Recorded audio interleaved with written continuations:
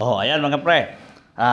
Bago tayo mag-check, discuss muna natin ang tungkol sa line-to-line power source sa panel board, tapos line-to-neutral power source sa panel board, tapos yung single-phase 3-wire na power source sa panel board. Kung paano ang diagram, pati tungkol sa bawat actual wiring ng bawat branch. Oh, tara! Ngayon, dito muna tayo sa line to line. Yan. Pag line to line, ibig sabihin yan, dalawa yung hot.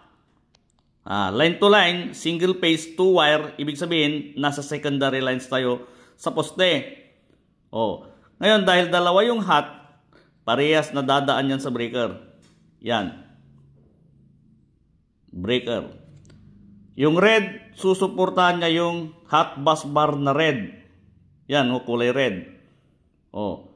Tapos yung blue, susuportahan niya yung hot bus bar na yellow. Pero ang nilagay ko na blue. Kasi baka pag yellow ang gamitin ko, baka hindi na makita.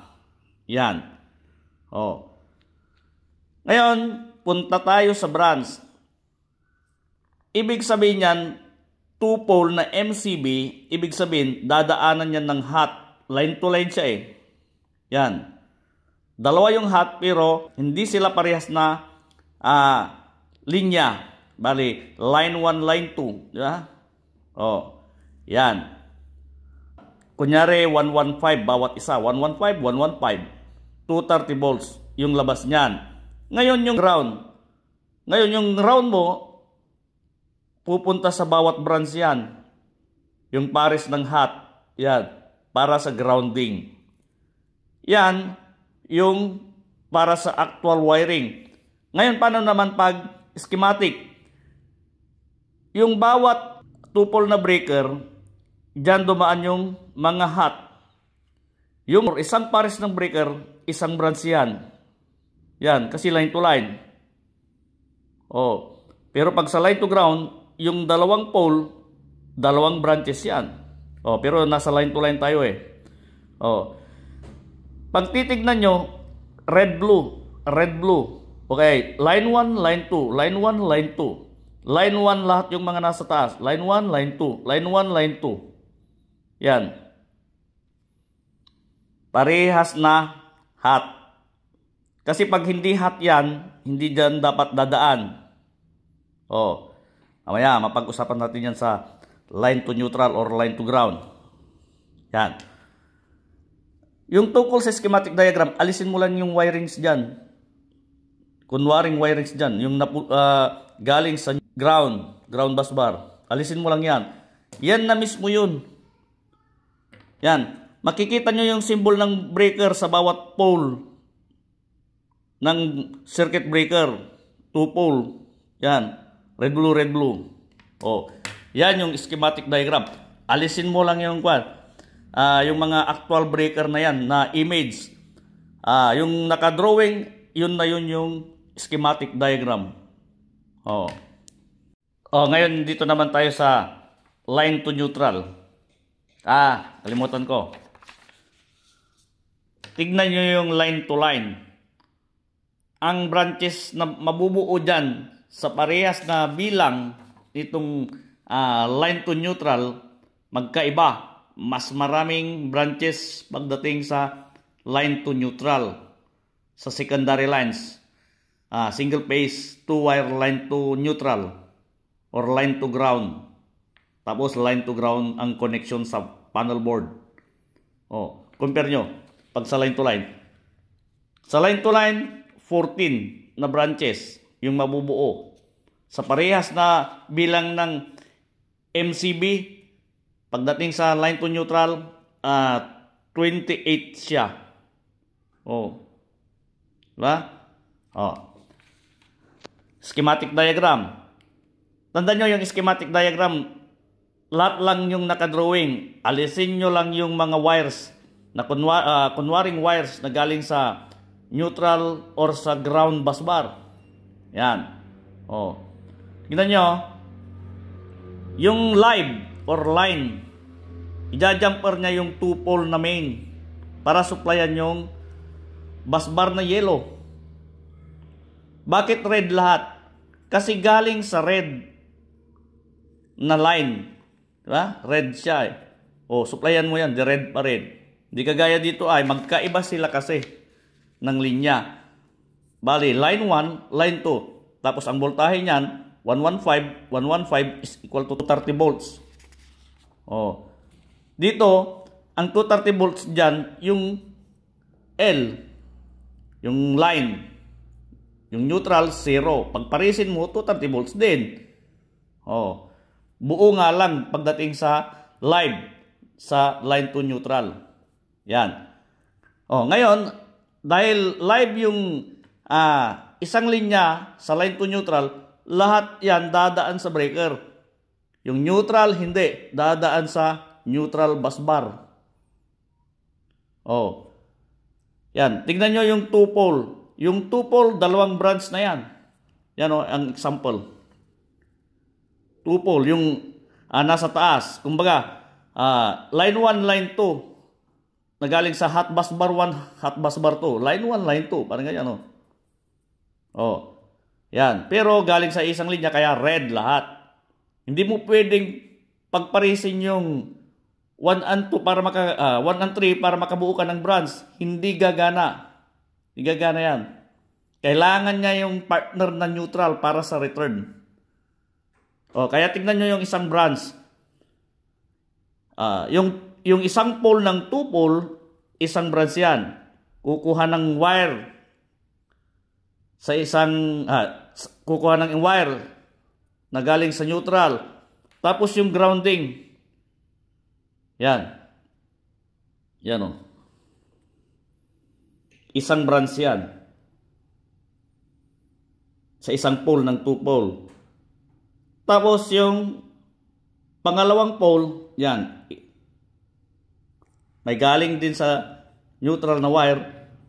Tapos, wire din na galing sa ground. Ibig sabihin, bawat branch tigta 3 wire. Ganun din dito sa baba. Yung line 2 na breaker. Oh. Yan na yun. Yung schematic diagram, alisin mo lang mga to. Yan. Alisin mo lang mga yan. Yan na yun mismo. Yung schematic diagram. Kasi pag lahat lalagyan ko ng wire na galing sa neutral tapos sa ground, bawat pole na nasa branch ng isang 2-pole na breaker, ang magiging nun, wiring diagram na, actual na yun. Yan yung tungkol sa line to neutral. Sa single phase 3 wire naman tayo. Sa single phase 3 wire, yung dalawang hot, kunyari 110 volts, 110 volts, yun, 220 volts, pagpares ng line 1 and line 2. Diba? Oh. Line 2 pala yung red, no? Line 1 yung black. Baliktad. Iayos ko. Line 2 ito. Tapos line 1 to. Yan. Yan, ayos na. Oh. Yung dalawang hot dumaan sa breaker na 2-pole. 2-pole siya. Nakahigay. Oh. Ha? Oh. Ngayon, dito tayo sa mga branch. Yung busbar na red, ito yung yung parang gold dyan. Tapos yung busbar 2, ito rin yun. Oh. Lahat ng 2-pole, gaya nito, lahat ng 2-pole na 220 volts kumunek sa line 1 and line 2 na breaker na sa busbar. Sa busbar din. Yan. Oh. Pero yung line to neutral, kasi pag may neutral ka, tapos dalawa yung hot mo, pwede kang mag-line to neutral. Ayan o. Alisin ko to. Oh. Yan o. Line to neutral. Pero 110 ka. Pag line to line ka yan, 220 siya. Di ba? Oh, ganun. Kaya pagdating dito, kunyari, line to line tayo, yan, 220 volts. Line 2 tapos line 1, magkasama. Line 2, line 1. 110, 110. 220 volts. Yan. Pagdating naman sa mga branch na 110, yan. 110 na branch. Dito tayo sa baba. Yan 110 ito. Line to ground or line to neutral. Yan. Live kasi tapos yung isang wire na ipinares sa kanya, yung hot, galing sa neutral. Yan yung blue.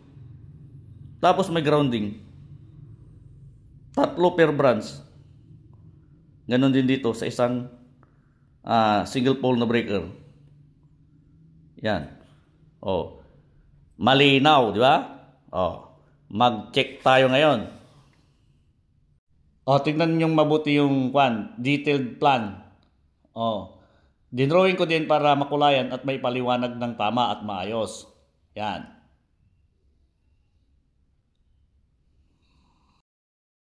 Tara, mag-check tayo ng mali. Dito tayo. Ibig sabihin dito kasi, hot, yan, yung line, 220 volts yan. Single hot bus bar siya. Yan. Ngayon, yung dalawang breaker, o yung isang breaker, yung isang pares ng breaker na 2 pole, nakadikit sa isang hot bus bar. Kaya paano yan gagana? Di ba? Kasi ang linaw may number siya dyan sa loob. Di ba? Ibig sabihin yan, isang branch yan. Yung pares na yan. Yung 2 pole na yan. Paano gagana yan? Pakita ko. Hanapin natin ang hot. Hot ka agad.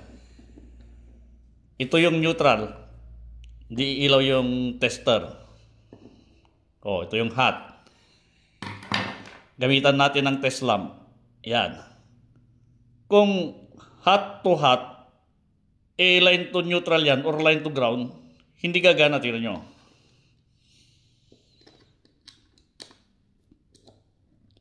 Yan, hindi gagana. Hindi gagana. Kahit din dito, pag nasa neutral lang, hindi yan gagana. Diba? Hindi gagana. Maliban kung neutral tapos hot. Iilaw yan ngayon, yung test lamp.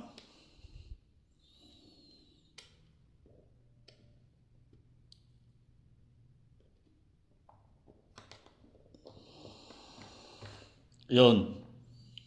Di ba? Kaya, ito, paano to gagana? Igaling sa isang linya ng hot wires, hot bus bar. Yung bawat pole nung 2 pole na breaker. Mali talaga to. Naman tayo. Single phase 3 wire siya.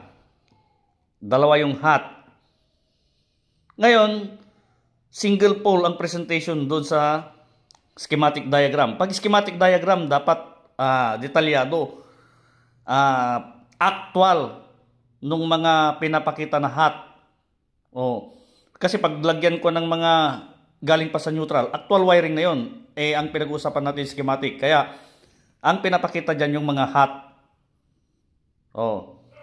Ngayon, iisa lang yung nakadikit sa hot bus bar na breaker, single pole Yan ang linaw. Branch, ibig sabihin yan, isang branch yan. Yan, isang branch. Nakadikit sa red. Blanco yung blue. Bali, line 1, line 2 sana. Line 1, line 2. Kasi line to line siya Ngayon, paano 220 volts yan? Kung 110 lang ang nakadikit na breaker dyan, alangan na kukuha ka dyan. Gagana yan pag kumuha ka dyan ng pares ng neutral. Pero 110 volts siya. Line to line tayo. Paano nagiging line to ground? Line to line yung nakasulat doon sa specs ng electrical specification. Oh. Ibig sabihin, mali pa rin to. Tayo. Tignan nyo MCB. Yan. Ang sabi ko dyan, pwedeng line to line. Line to line siya pag 220 volts yung kailangan mo. Line to line. Line to neutral siya kung 110. Oh. Kaya ibig sabihin, pwede siyang line to line or line to neutral. Kung nasa secondary line ka, sa poste, line to line siya. Lahat line to line. Maliban kung may neutral ka, pwede kang mag-line to neutral, pero yung voltahe mo kalahati. Ito naman yung para sa 3-phase na breaker. Pwede siyang line to line or line to neutral. Ganon din. Di ba? Yung mga breaker na to, line to neutral kasi may tatak na N. Pag bumili ka ng ganito, may tatak na N dyan. Dyan mo ikakabit yung neutral. May tatak na N. Yan, pare-parehas yan. Okay?